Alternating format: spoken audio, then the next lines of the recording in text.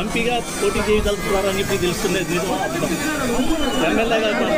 కూడా మొదటి నుంచి మీకు చెప్పాను, 2004 నుంచి కూడా ప్రజల్లో ఉండాలి, ప్రజలతో ఎన్నిక చేయబడాలి, ప్రజల కోసం సర్వీస్ చేయాలనుకున్నా, ఎమ్మెల్యేగానే చేయాలనేది నా కోరిక.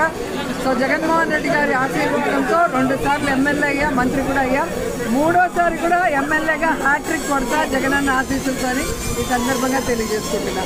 ఈరోజు కొన్ని పచ్చ ఛానళ్ళు ఫేక్ న్యూస్ ఒంగోలు ఎంపీగా నేను వెళ్తున్నానని వేయటం కేవలం కార్యకర్తల్ని కన్ఫ్యూజ్ చేయడానికి తప్ప వేరే దేనికి కూడా యూజ్ అవ్వదని కూడా ఈ సందర్భంగా తెలియజేసుకుంటా. గతంలో కూడా మీకు చెప్పాను, వైఎస్ఆర్ కాంగ్రెస్ పార్టీలో ఏవైనా మార్పులు చేర్పులు ఉంటే సాక్షి పేపర్ చదవండి, సాక్షి టీవీ చూస్తే మీకు అర్థమవుతుంది. అది కాకుండా వేరే ఏ ఛానల్లో వచ్చినా కూడా అది కేవలం ఫేక్ న్యూస్, కార్యకర్తల్ని భయపెట్టడానికి, కన్ఫ్యూజ్ చేయడానికి తప్ప మరొకటి కాదు. ఎవరు ఎన్ని కన్ఫ్యూజులు చేసినా, ఎవరన్ని పిచ్చి రాతలు రాస్తున్నా 2024 జగనన్న వన్స్ మోర్ అని ప్రజలందరూ కూడా ఫిక్స్ అయిపోయారు. ఇప్పటికే అన్ని జిల్లాల్లో కూడా క్యాండిడేట్ని జగన్మోహన్ రెడ్డి గారు అనౌన్స్ చేసేయటం మీరందరూ కూడా గమనించారు.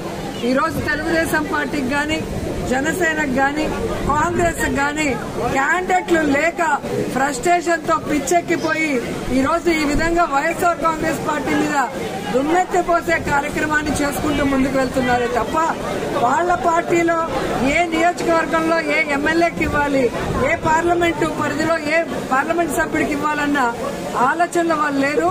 కాబట్టి వాళ్ళకి చెప్పేది ఒక్కటే, మీరు ఎమ్మెల్యే క్యాండిడేట్లు అనౌన్స్ చేయలేరు, మీరు ఎంపీ క్యాండిడేట్లు అనౌన్స్ చేయలేరు, మీరు ఎలక్షన్ చేయలేరు.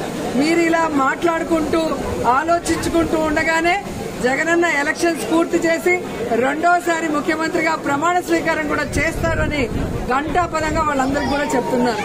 ఎందుకంటే ఈరోజు సింగిల్ గానే 175 పెట్టలేరు, కలిసి గుంపులుగా వచ్చినా 175 సీట్లో క్యాండిడేట్లు పెట్టలేరు. ఇక వీళ్ళేం జగన్ గారు చేస్తారో ఒకసారి ఆలోచించండి. కేవలం తమ పచ్చ ఛానల్స్ లో విషయాన్ని చెప్పడం తప్ప మరొకటి చేయలేరు. మీరు ఏ గ్రామానికైనా రండి, నేను ఈరోజు సవాలేస్తున్నాను. ఈ రాష్ట్రంలో ఏ నియోజకవర్గంలో అయినా, ఏ గ్రామంలో అయినా, ఏ వీధిలో అయినా, ఏ ఇంట్లో అయినా, అది ఏ పార్టీ వాళ్ళైనా కూడా జగన్మోహన్ రెడ్డి గారు ఈరోజు తండ్రి స్థానంలో ప్రతి కుటుంబానికి పేదవాడు ఎలిజిబిలిటీ ఉంటే వెంటనే వెల్ఫేర్ ని వారి గుమ్మం వద్దకే పంపించడం జరుగుతుంది. అలాగే గడప గడపకు మన ప్రభుత్వం ద్వారా ఏదైతే ఎమ్మెల్యేలు మరి పెడుతున్నారో వర్క్స్, అవన్నీ కూడా అభివృద్ధి కార్యక్రమాలు కూడా చేయటం అనేది నేను యాజ్ ఎమ్మెల్యే చేస్తున్నా కాబట్టి మీకు ఇంత ధైర్యంగా స్పష్టంగా చెప్పగలను. కాబట్టి ఏదో ఏసీ రూముల్లో కూర్చునేసి 1వ కృష్ణుడు చంద్రబాబు నాయుడు, 2వ కృష్ణుడు లోకేష్, 3వ కృష్ణుడు పవన్ కళ్యాణ్ అయిపోయింది. ఇప్పుడు 4వ కృష్ణుడు హైదరాబాద్ లో నుంచి బయలుదేరింది ఒక లేడీ.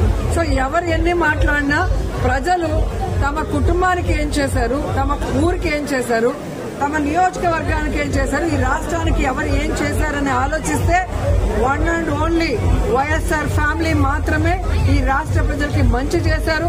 ఈ రాష్ట్ర ప్రజల్ని కుటుంబ సభ్యులుగా భావించి ప్రేమ అభిమానంతో పాటు వెల్ఫేర్ ని, అభివృద్ధిని అందించారని కూడా ఈ సందర్భంగా తెలియజేసుకుంటున్నారు.